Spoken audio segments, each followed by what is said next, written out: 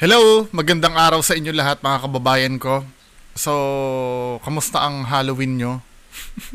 Yung mga nanood ng KMJS tsaka nung kay Noli De Castro. Anyway mga kababayan ko, meron tayong pag-uusapan ngayon. Regarding ito kay Rudy Baldwin. Pero dito magi-start yung dito magi-start yung pag-uusap natin do sa balita. Alam niyo yung beauty queen na nawawala sa Batangas? Na nagva-viral sa news ngayon. 'Di ba? Ang suspect ay pulis daw yata, ano? Kaya yung mga magagandang taga Batangas diyan, mag-ingat, 'wag matitigas ang ulo. 'Di ba? Makinig lagi sa mga nagpapaalala. Anyway, mga kababayan ko, dito tayo magi-start. Panoorin muna natin yung news regarding dun sa nawawala. 'Di ba? So ito ay sa Batangas, no? Ito beauty queen kandidata pala ito. Candidate ito ng ano. Nanalo ba or ano? Kasi beauty queen na daw agad eh. Pero kandidata ng isang beauty pageant sa Batangas. So, play natin. Wala na umanong mahihiling pa si Rose Camilon sa kanyang birthday ngayong taon, kundi ang makita at mayakap muli ang anak. Wait. Ito ay binalita noong October 17. 'Di ba? October 17. Play natin. Nitong October 16, nagdiwang ng ika-47 taong kaarawan si Rose at ito rin ang ika-4 na araw na hinahanap niya ang bunsong anak. Si Catherine Camilon, ang 26 anyos sa kandidata ng Miss Grand Philippines 2023 na naiulat na nawawala simula pa noong Huwebes nitong nakaraang linggo. Wala akong So mas luma pa pero naisa public lang yung balita ngayong October 17 lang. 'Di ba? So 5 araw na siyang nawawala. hilingin kung diyan siya makauwi, makabalik ng ligtas. Yung buhay namin siyang yayakapin. Wala na akong iba. 'Di ba? Ayon pa kay Rose, Nakakaawa yung mga yung mga nag-aalala, no? Kaya kayong mga diyan, mag-ingat kayo. 'Di ba? Hindi niyo alam yung paghihirap ng mga may iwan. October 12 alas 6 ng gabi, personal na nagpaalam sa kanya ang anak na may pupuntahan sa Batangas City. Hinatid pa niya sa sasakyan ng anak. Pasado alas 7 nang mag-message si Catherine sa kanya na nasa isang mall ito sa Lemery. Nakuhanan din ng CCTV ng mall si Catherine na naglalakad na mag-isa. Pasado alas 8 nang tumawag sa ina si Catherine at sinabing nasa isang gasolinahan siya sa Bawan, Batangas at may inaantay na katrabaho. Hindi na sila nagkausap muli. Kinabukasan, kinutuban na si Rose dahil hindi na makontak ang anak. Ayun Kaya lang. parang nabigla agad na, bakit 14 hours yung offline? Hindi naman ho talaga niya ginagawa yung mag-offline ng ganyang katatagal Kataasan, 1 hour, 2 hours, ganyan ho. Hindi Lagi umano naka-online ni na, no? Rose na di na magpaparamdam ang anak. Yun ang mahirap pag yung lagi mo kausap, tapos biglang hindi ka kinontak ng mapapraning ka talaga dyan, men. Hindi mo alam kung ano nangyari dun sa Schedule ito sa dapat tao. noong Sabado kasama ang mga katrabaho. Wala rin naman daw nakatampuhan sa pamilya o nakaaway sa trabaho ang anak. 5 araw nang walang paramdam si Catherine. Calling Jay Costura. Tabanan ni Rose ang ilang masamang pangyayaring pumapasok sa isip. Iniisip ko lang na baka siya ay nagre-relax. Na kahit kami, baka gusto niya hindi muna kami niya kausapin. Gayon lang ang iniisip ko na kahit minsan ano na kayang ginagawa noon. Nang mai-report ng pamilya sa otoridad ang nangyari kay Catherine, agad na nagsagawa ng backtracking ang TUWI PNP. As per the information po nitong radio station na to, na matagal na pong hindi napunta doon si Ma'am Catherine Camilon sa kanilang station. So hindi na po nung that night po ay hindi na po nakarating doon. Galing na rin po tayo sa 2 gasoline station ng Bawan. Yung una po natin pinuntahan, according to them, wala po silang CCTV. At yun naman po ang pangalawang... Dapat sa gasoline station mandatory ang CCTV, no? Hindi naman nun. Shh! Maingay. Petron gasoline station ay hindi po gumagana ang kanilang CCTV. Sa pag-iimbestiga ng pulisya, nakapangalan pa sa isang taga-Binangonan Rizal ang sasakyang gamit ni Catherine na nabenta noong Abril 2019. Abril 2019 din ito huling nairehistro. Inaalam na ng pulisya kung may posibleng nakasama si Catherine bago naiulat na nawala. Nananawagan naman ang pamilya sa anak na magpakita at kung ano man ang dinadanas sa problema ay huwag mag-atubiling umuwi sa kanyang pamilya. Nananawagan rin sila sa publiko na ipagbigay alam sa kanilang pamilya ang anumang impormasyon tungkol sa kinaroroonan. 26 years old, oh. Jeff Caparas, ABS-CBN. So, dyan tayo mag-i-start ng ating pag-uusapan. Ngayon, ito si Madam Rudy Baldwin. Ito, nakita ko ito do sa post ng friend ko. Kasi may friend ako before na critic din ng mga ganyan. Kaya lang sa Facebook siya. Subscribe kayo dito kay ito kay mga Peking Vision ni Rudy Baldwin. Ito yung title ng page eh. So, ulit siya. Dinimanda ito ni Rudy Baldwin. To si ma'am. Bibigyan ko ng history kay ma'am ha. Dinimanda ito, ni Rudy Baldwin. Kasi nga, dun sa mga pinagsasabi niya. Asa na ba dito yung Pero na-dismiss yung kaso. Alam niyo na yung grounds, diba? Kasi nga manghuhula si Rudy Baldwin. Asa na ba yung... Ayan, ini-expose niya lahat ng ni Rudy Baldwin, mga ginawa ni Rudy Baldwin. Anyway, basta hanapin nyo dyan, hanapin nyo dyan na, dinimanda siya, then, na-dismiss din yung kaso sa kanya ni Rudy Baldwin. Dito tayo mag-focus. Ito yung post kasi ni ma'am, no? Sabi niya ganon, ito, may kinalaman ito dun sa babae na nawawala. Sabi ni ma'am kasi dito, sa post niya, shoutout Rudy Baldwin, nananahimik na sana ako. Kaso hindi ka talaga titigil sa paggawa ng Peking Vision. Ito yung example kung bakit sumikat si Rudy Baldwin dahil nag-post siya na nakita niya sa vision niya na sasabog ang Taal Volcano January 12, 2020. Pero ang post ni Rudy Baldwin January 13, 2020. Oo nga naman nauna sumabog yung Taal, tapos ang post ni Rudy Baldwin January 13 na nakita niya sasabog. Gaya nito, matagal ng balita sa social media ang pagkawala ng beauty pageant na to. Beauty pageant contestant siguro ibig sabihin ni ma'am. Pero ito si Rudy Baldwin, inaabangan ng update sa kaso at gawin ng vision para mukhang makatotohanan. Kaya ito ang dahilan bakit nabuo ang page ko. Para ipakita sa mundo na si Rudy Baldwin ay isang Peking visionary. Pero sa kabila ng pakipaglaban ko, binash ako ng uto-utong tao sa Pinas. 'Di ba? Same tayo, ma'am. 'Di ba? Yan din ang nararamdaman ko eh. 'Di ba? Hindi kasi naiisip ko siguro kaya nagagalit yung mga tao. Kasi parang masakit sa kanilang mabali yung illusion Halimbawa may pinaniwalaan na sila. Na pag ikaw babasagin mo, parang nakaka-disappoint nga naman yon. Parang wag mo na kaming pero in reality kasi kailangan yung magising. Na talagang yung pinagagagawa. Ito inuulit ko na naman uli. Yung mga manghuhula, yung mga psychic na tinatawag. Mga psychic na lang, hindi na manghula dahil kasi allergic sila do sa term na manghuhula eh. 'Di ba? O psychic. Yung mga psychic kasi na sinasabi ko, isipin nyo, hindi naman lahat ng psychic ay tinitira. Kung sino lang yung subject. 'Di ba? Hindi porket halimbawa dinidebunk si Rudy Baldwin, si Jay Costura, lahat ng psychic ay peke na. Hindi ganon ha. Lawakan ng pag-iisip, wag tanga. Wag tanga-tanga. 'Di ba? Minsan nakakainis yung ganyan eh. Hindi naiintindihan na may specific tayong ina-analyze. Hindi naman lahat eh. Let's say ganito magkakaroon tayo ng study dito na ang Abu Sayyaf ay mga terrorist. 'Di ba?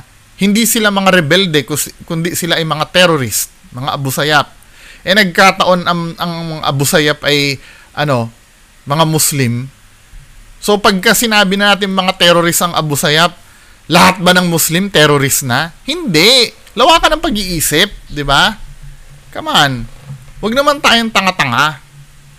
Halimbawa ganito May isang religion na na mali-mali ang turo tungkol sa interpretation sa Bible. 'Di ba? Sabi ng religion na ganire, 'di ba? Humayo kayo at magpakarami. Bakit pinipigilan nyo na umanak ng umanak ang mga tao ngayon? Ba't nagpa-family planning kayo? Sabi ng Diyos, humayo kayo ng mga... Diba? Siyempre, mali yung interpretasyon niya. Sinabi niya yon doon sa mga sinaunang tao dahil konti pa lang population ng Pilipinas. Ng Pilipinas, ng buong mundo. Diba? So, mali yung interpretation niya. Hindi ko sinasabing mali yung Bible, kundi yung tao. Nagigets nyo? Kasi minsan ganyan Pag sinabi mo na bakit hindi ka naniniwala na may power ang mga psychic. Hindi mga psychic, yung tao lang mismo. 'Di ba? 'Yun ang isipin natin. O balik tayo dito kay ma'am, no? Ano ba yung ingay na 'yon? Nadidistract ako. Meow ng meow. So, ang nangyari kasi dito, katulad daw nung sa Taal, may pinresent naman si ma'am dito na na example 'Di ba? Matagal na napag-uusapan saka ipopost na ni Rudy Baldwin daw. Gaya nito, matagal ng balita sa social media ang pagkawala ng beauty queen siguro, beauty queen na to. Pero itong Rudy Baldwin, inaabangan ng update sa kaso at gawin niyang vision para mukhang makatotoo. Kaya ito ang dahilan kung bakit nabuong page ko para ipakita sa mundo na si Rudy Baldwin ay isang peking visionary. Pero sa kabila ng pakipaglaban ko, binashed ako ng uto-utong tao sa Pilipinas. Buhayin natin muli. Bibigyan kita ng oras uli. Nako, patay ka. Lagi nating buksan ang isipan at lawakan ang ating pag-unawa para hindi tayo maloko sa mga taong akala natin ay totoo. Ingat. Diba? So ito yung hula ni Ma'am Rudy Baldwin. 'Di ba? So nakalagay dito, ito ay pinublish. Ito October 6, Sabi dito, October 6. Pero binalikan ko to, wala na 'Di ba? Nalipat siya sa October, October 26 na siya nalipat. Itong vision na to. Vision na ito, nakikita ako ay paulit. Sabi ganun dito, nung October 6. 'Di ba? So, October 6. Sabi dito, itong nakikita ko ay paulit-ulit ko na nakikita. Halos araw at gabi lagi. Lumalabas sa vision ko. Kaya, post ko na at nasa sa inyo kung paniniwalaan nyo man o hindi. Gaya ng madalas ko pong sinasabi na tao lamang ako at hindi ako Diyos para alam ko ang lahat. Pero kung ganun, ma'am, parang dinidefeat mo yung purpose mo kung bakit ka nagvi-vision. Ay, hindi nyo pala nakikita, sorry. Diba? Dinidefeat nyo yung purpose. Di ba? Sabi niya gano'n, tao lamang ako, hindi ako Diyos para alam ko lahat. Hindi kung gano'n, wag ka muna magsalita, ma'am. Wag ka na magsalita. Kasi tatanungin ka ng details niyan Hindi kasi pwedeng tingi-tingi yung sinasabi mo. Hindi pwede yun. Halimbawa, sabihin mo, may lulubog na barko. Siyempre, yung details nun, tatanungin saang banda ba, anong oras mangyayari. Kasi yun yung mga importante Hindi naman kasi nakakatulong yung halimbawa, may lulubog na barko. Hindi mo naman sasabihin kung saan. Anong purpose nun? Pwedeng may lumubog na barko sa Luzon, sa Visayas, sa Mindanao. O saan natin anuhin yun? Paano yun makakatulong sa tao? Di ba? Hindi ko nagigets. Di ba? Saan ba tayo? Kung ano man ipakita sa akin, hanggang dun lang din ang aking masasabi. May nakita akong... So, ang ginagawa lang talaga ni Rudy Baldwin, magic show lang talaga. Kasi hindi naman nakakatulong to For me, kung hindi naman nakakatulong tong vision mo, hanggang dun lang ang masasabi mo, wag ka nang manghula. Di ba? Kasi nakakapag-cause lang ng ano yan eh. Ng panic sa mga tao eh. Unang-una, hindi mo naman mawawarningan yung mga tao kung anong gagawin, di ba? Parang pinagkakakitaan mo lang yung magic. Hindi, let's say mga kababayan ko, ito ha. Sige, sabihin na natin totoo na navivision niya talaga. Sabihin natin totoo, sasakyan ko na for the sake of argument. Pero kung hindi mo rin lang naman madidetermine kung saan yan, kung saan mangyayari, anong oras, di ba? Anong araw, huwag mo na sabihin. Kasi magkakakos lang ng panic yan eh. Anyway, kung yan ang navivision mo, from the word itself, yung vision, ibig sabihin, nakatakda yan eh. Mangyayari at mangyayari talaga yan eh. Di ba? Parang ganito lang yan, men, when you say vision kasi, itinakda ng Diyos yan. Kahit anong gawin mo, mangyayari at mangyayari yan. Halimbawa, nag-vision ka, magpi-plane crash, no? Magpi-plane crash. Kahit pa sabihin mo na masasabi mo kung ano yung araw, ano yung lugar, ano yung date, di ba? Itinakda na ng Diyos yun eh. Diyos na yun nag-desisyon na mangyayari yun. Huwag mo nang pakialaman. Di ba? So, instead na sabihin mo pa na, oy, may magka-crash na since hindi mo naman mapipigilan yun dahil itinakda na ng Diyos yung vision, when you say vision kasi nangyari yun talaga, mangyayari. Wala ka magagawa doon para pigilan. Kaya useless yung sinasabi mo na, mag-ingat kayo. Useless yun. Di ba? Na vision mo eh. Nakita mo na nangyari na talaga eh. 'Di ba? Kahit sa Bible meron yan, nangyayari na ngayon yung nasa Bible, yung vision sa Apokalipsis. 'Di ba? Huwag mo nang pigilan. Yung mga tao na maapektuhan ng sasabihin mo, hayaan mo na silang mabuhay sa mga huling sandali nila. Huwag mo nang kasi hindi nakakatulong men eh. 'Di ba? Kung totoo man to, katulad nito magvi-vision ka na may mga mangyayaring lindol, may mangyayaring huwag mo nang sabihin kung wala ka rin lang naman magagawa, kung hindi mo matutulungan yung mga kung saan ito mangyayari, kung saan ito kasi di ba sinasabi niya mag-iingat o sige, dadako tayo doon na ang vision mo ay pwedeng ipag-ingatan kahit hindi ha, o sige, kung hindi mo rin lang naman masasabi kung saan, anong lugar, anong date, di ba? Useless din. Nagma-magic show ka lang eh. 'Di ba? O pagpatuloy natin 'to men ha. Ito yung sinabi niya. So ito ay sinabi ito ay pinublish niya 'to Pinublish niya ito ng 26 pero ang date na nilagay niya October 6. So parang pinapalabas ni Ma'am Rudy Baldwin na October 6 niya ito na panaginipan na vision. 26 niya pinublish. Nagigets niyo yung mali, mga men. Ayan nakalagay October 6. Ito nakikita ko. Nasaan ba tayo? Sorry ha, paputol-putol. Marami kasing pumapasok sa utak ko eh. Di ba? Nakalagay dito.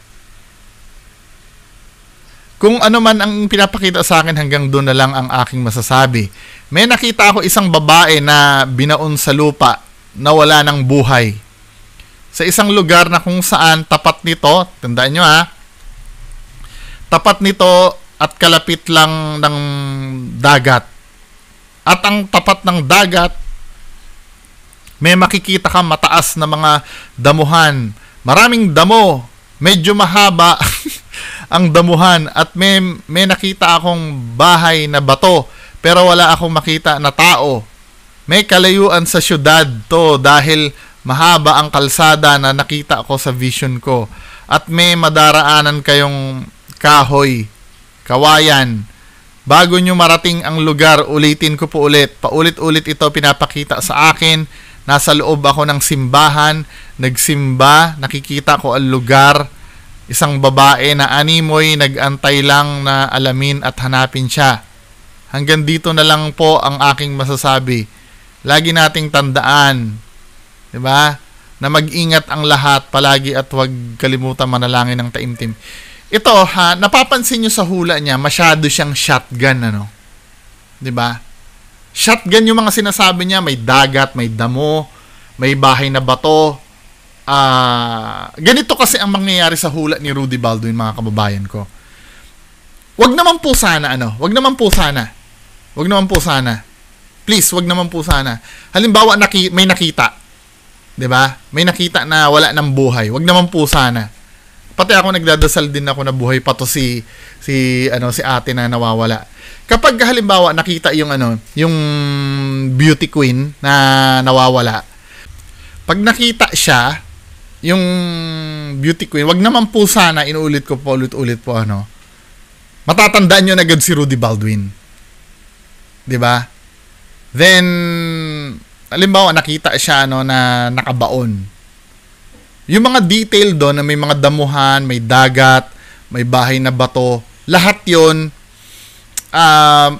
pwedeng mangyari eh. Siyempre, makikita ka pag nahukay mo, malamang sa may damuhan yan, makikita.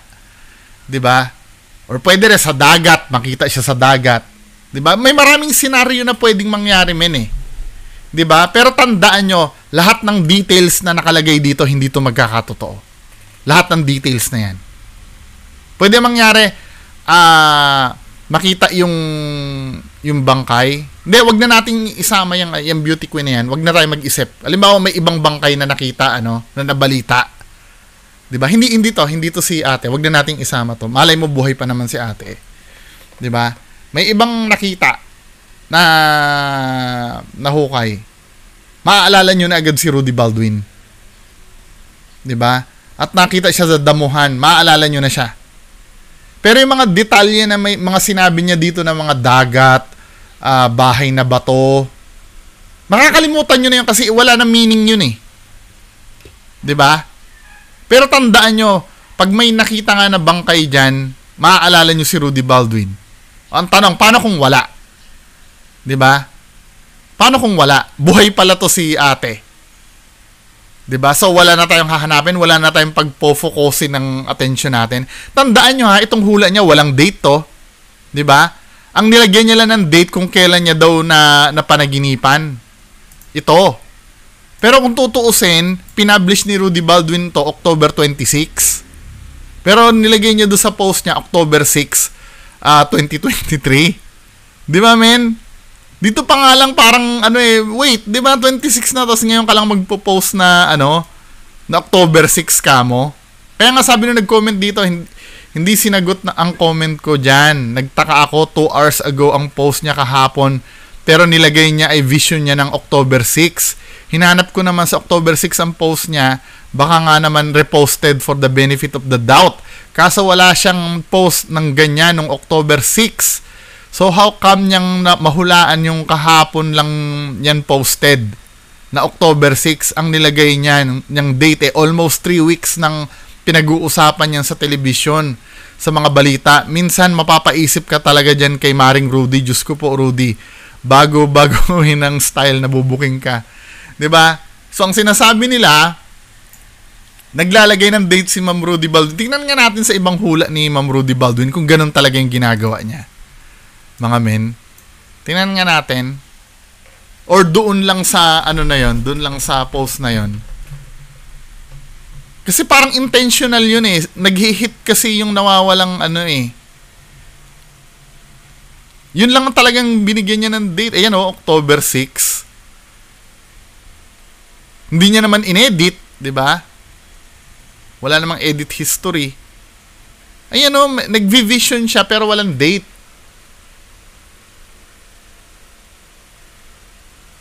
Ito meron, may date October 24. Pwede, bigyan natin ng benefit of the doubt. Baka mamaya na-typo lang si Ma'am Rudy Baldwin. Dapat nakalagay dito October 26, pero ang nalagay October 6. Pwede, 'di ba? Bigyan naman natin ng benefit of the doubt. Pero bakit hanggang ngayon hindi niya pa ini-edit, men? Wala namang edit history 'Di ba? Hindi ba typo lang to? Anyway, mga kababayan ko, balik tayo dito sa main issue kay Rudy Baldwin. Nakikita natin dito mga men, parang ano kasi parang nagiging pattern na nila yung ganyan men 'Di ba? Parang pag may nagva-viral na isang issue, katulad niyan nawawalang beauty queen. Parang sila nagiging active. 'Di ba? Ngayon magbibitaw sila ng mga hula nila, 'di ba? Para umaasa na pag nagkatotoo 'yon, add na naman sa credibility niya 'yon. Pero tandaan nyo, pag hindi nangyari yan, yung hula niya, biglang nakitang buhay yung wala naman magkikriticize sa hula niyan na hindi nagkatotoo Siyempre, ang palalabasin niya, wala naman akong sinasabi na yun yung beauty queen, di ba? wala namang name na nilagay di ba? Hindi naman nilagay na yun yung beauty queen na nawawala hindi nyo pala nakita, sorry. Wala naman nakalagay na yung beauty queen yung nawawala, sinabi niya lang, may babaeng makikita daw na wala ng buhay na na binaon sa lupa. Wala naman sinasabing beauty queen, pero ang dito, Batangas, na-mention kasi yung Batangas So dito kasi sa post niya, mga kababayan ko, paano ko nasabing nakaka-relate tayo do sa beauty queen na nawawala? Kasi dito yung trickery ng post niya, mga men, nakalagay dito Batangas October 6, 2023, dito tayo sa main post, 'di ba? October 6, 2023, Batangas Vision, 'di ba? Then may nawawalang babae. Hindi niya naman sinasabi yung beauty queen 'yan, 'di ba? Ano ba iisipin natin? Yung beauty queen 'yan. Ngayon aabangan natin kung magkakatotoo 'yan. Pag nagkatotoo 'yan, credit kay Rudy Baldwin. Kapag hindi naman, 'di ba? Makakalimutan natin 'yan dahil wala naman siyang minention na yung beauty queen yun 'Di ba? Makakalusot at makakalusot kahit magkatotoo 'yan o hindi, makakalusot at makakalusot si Rudy Baldwin. Wala naman minention 'yan At unang-una, halimbawa, wala naman siyang date na nilagay diyan. Kahit halimbawa nakita na yung beauty queen nakauwi na sa bahay nila yung beauty queen. Nandyan pa rin yung hula niya yan. Hindi nyo pa rin siya pwedeng sumbatan dyan. Kasi nga naman, wala naman siyang binigay na date kung kailan yan mangyayari. May date siya dito kung kailan niya na vision. 'Di ba?